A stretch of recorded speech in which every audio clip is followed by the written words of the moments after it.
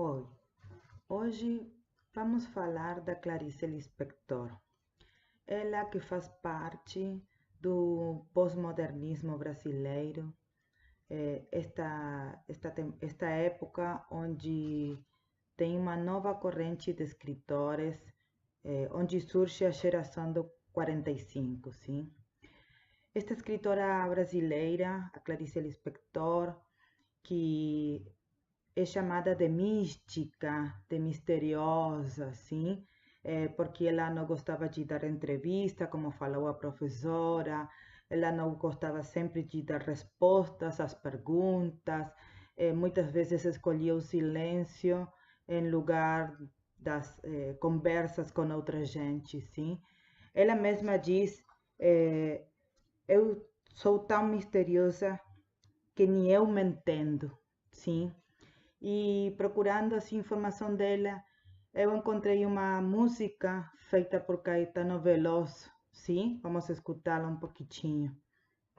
Que mistério tem Clarice? Que mistério tem Clarice? Pra guardar-se assim tão firme no coração. A música diz: que mistério tem Clarice para guardar-se assim tão forte no coração? Era pequena no jeito de não ser quase ninguém, mas Clarice era a inocência, nunca mostrou-se a ninguém. Fez-se modelo das lendas que nos contarão as avós. Isso diz a letra de Caetano Veloso, sim?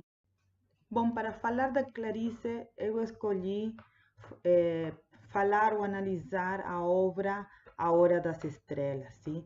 Procurando nela esses elementos marcantes, principalmente escolhi dois, a crítica à realidade e o fluxo da consciência, sim?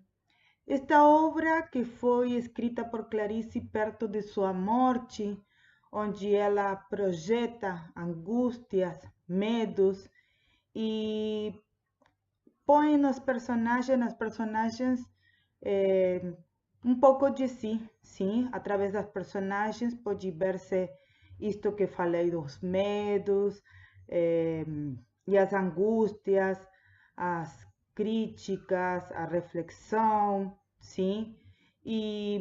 Mas, por isso, as personagens não deixam de mostrar o aprofundamento psicológico característico das suas obras, sim? Nesta obra nós vamos encontrar principalmente duas personagens, sim? Uma moça nordestina de Alagoas, que é a Macabeia, que é uma moça simples, sem conhecimentos, muitos, e muito pobre. Então, a partir dela, ela vai fazendo essa crítica à sociedade, sim? E depois, o narrador, que ao mesmo tempo é protagonista da história, que é o Rodrigo S.M., sim? A personagem de Rodrigo S.M. é muito importante nesta história, sim?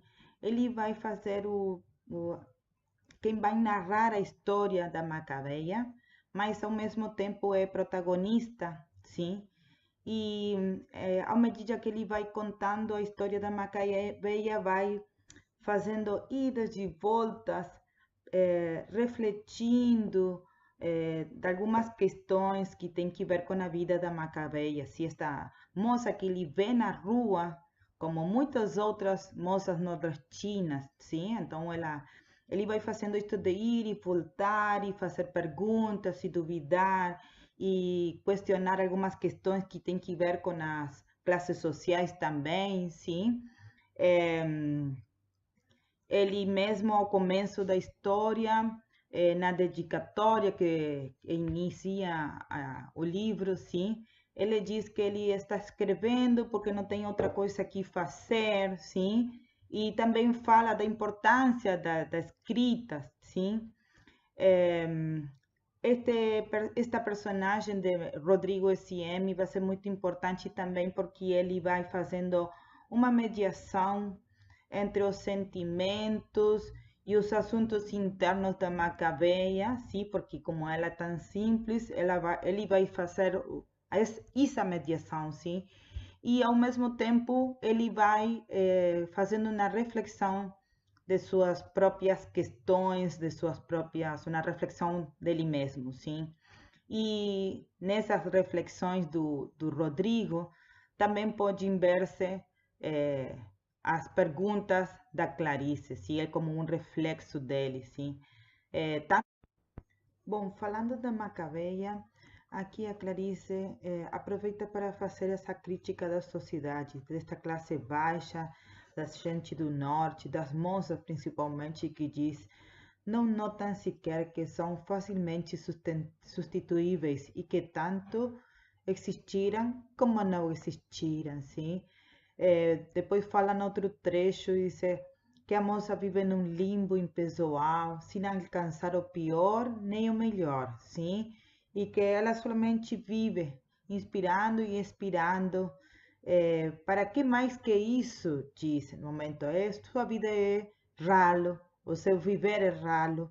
E aí a personagem do narrador diz, mas por que estou me sentindo culpado? Se essa questão de refletir a partir dos fatos dela e sentir-se identificado.